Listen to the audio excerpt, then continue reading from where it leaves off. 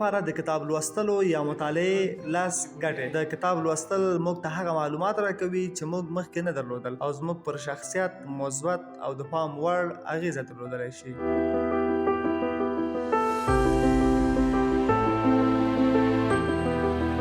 د کتاب لوستل د مغز تمرین یعنی ورزش ترسره کوي او مغز مشغولوي. د لوستلو پر مهال باید مختلف کرکټرونه، ترتیبات او هغه چاپیریال چې کیسه پکې پیښیږي په یاد ولرو چې د ذکر شوي کیسې سره تړاو ولري. حتی که تاسو په یو خاص ځای کې د کتاب لوستلو څخه خوند اخلئ، تاسو باید د کتاب لوستلو لپاره د وخت په اوږدو کې دغه توضیحات په یاد ولرئ او بیا په یو مناسب وخت او موقع کې د اړوند موضوع په یاد راوړلو وروسته نورو سره شریک کړئ. له همدې امله لوستل ستاسو د مغز لپاره یو تمرین یعنی ورزش دی چې د حافظې فعالیت پیاوړی کوي. مغز مو له نویو ګټو او څیزونو څخه ډکوي او ذهني بدلون رامنځته کوي.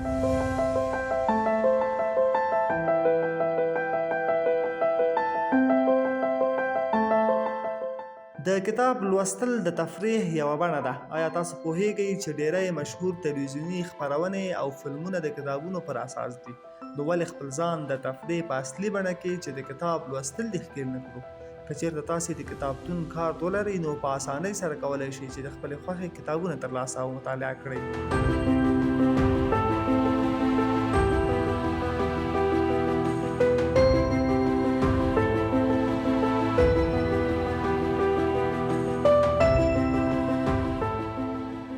د کتاب لوستل ستاسې تمرکز او غور کې ښه والی راولي.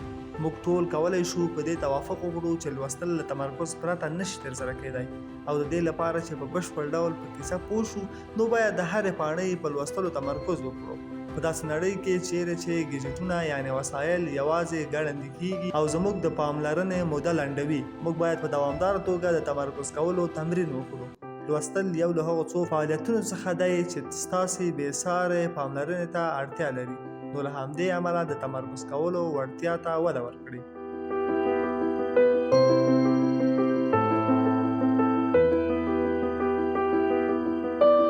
د کتاب لوستل سواد ته وده ورکوي. آیا تاسو کله هم یو کتاب لوستی چې تاسو د ناپېژنده شویو کلمو سره مخ شوي یاست؟ کتابونه دا ځواک لري چې تاسو ته نوې کلمې در وښیي او همدارنګه ستاسو لغتونو ته وده ورکړي.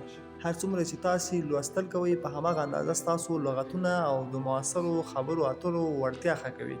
سربیره پر دې د کتاب لوستل د لوستونکي سره د لیکلو مختلفو سټایلونو، جوړښت او مهارتونو په پوهېدو او زده کولو کې مرسته کوي.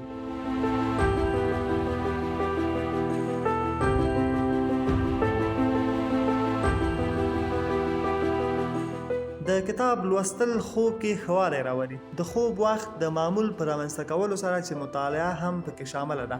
تاسو کولی شئ خپل بدن ته سیګنال ورکړئ چې د خوب کولو وخت دی.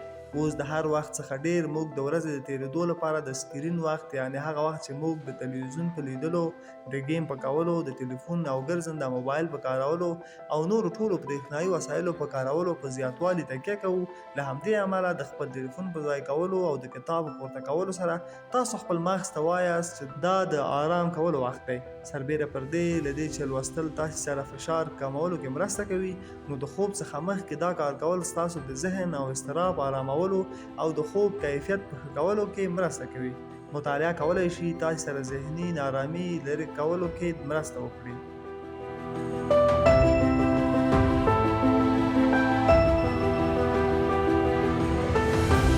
د کتاب لوستل عمومي پوهه زیاتوي. کتابونه تل د تفریح او په زړه پورې حقایقو ډک وي. که تاسو افسانې ولولئ او یا هم غیر افسانوي کتابونه د دې وړتیا لري چې موږ ته هغه معلومات چمتو کړي چې موږ پرې نه پوهیږو. د مختلفو موضوعاتو لوستل کولی شي چې له تاسې یو ډیر پوه شخص جوړ کړي. په پایله کې ستاسو د معاصرو خبرو اترو وړتیا او مهارتونه ښه کوي. څېړنې ښودلې چې هغه خلک چې هره ورځ لږ تر لږه 20 دقیقې مطالعه کوي او د نوي شیانو زده کولو باندې بوخت وي، د معلوماتو ښه ساتلو او په ازموینه کې د هغو کسانو په پرتله چې ډېره مطالعه نه کوي د بریالیتوب ډېر احتمال لري.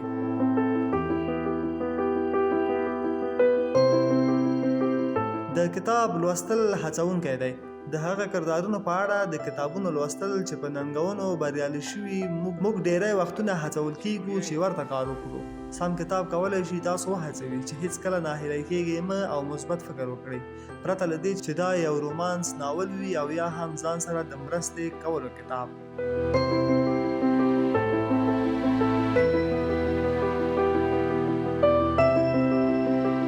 د کتاب لوستل فشار کموي. لوستل د دې ځواک لري چې تاسو بلې تخیلي نړۍ ته ولېږدوي او له بې خونده ورځني معمول څخه لرې شئ.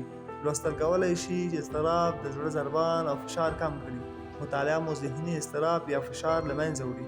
څېړنې ښایي چې 30 دقیقې مطالعه کولی شي د وینې فشار، د زړه ضربان او رواني کړاو کم کړي.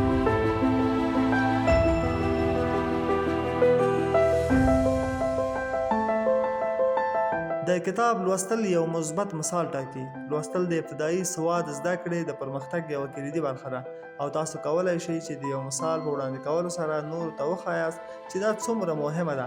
ماشومان د دوی په شاوخوا کې د لویانو په تقلید کې عالي دي چې که تاسو په منظمه توګه د لوستلو لپاره یو څه وخت، یعنی زما وخت، ځانګړی کړی وي، نو ستاسو ماشومان به هم ورته کار زده او عملي کړي.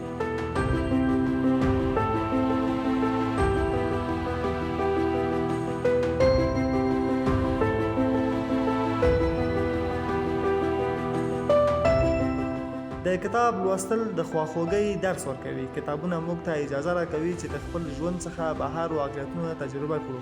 دوی موږ ته درس راکوي چې خپل ځان ته د نورو خلکو په حالات او ژوند کې قرار ورکړو او نړۍ ته د دوی له لید څخه وګورو چې همدې ساده تخنیک ته خواخوږي وایي. خواخوږي د بل د احساساتو د پوهېدو او شریکولو وړتیا په توګه معرفي شوې. لوستل موږ ته په دوامداره توګه زموږ لید څخه بهر د افکارو او سناریوګانو وړاندې کولو سره خواخوږي رامنځته کوي.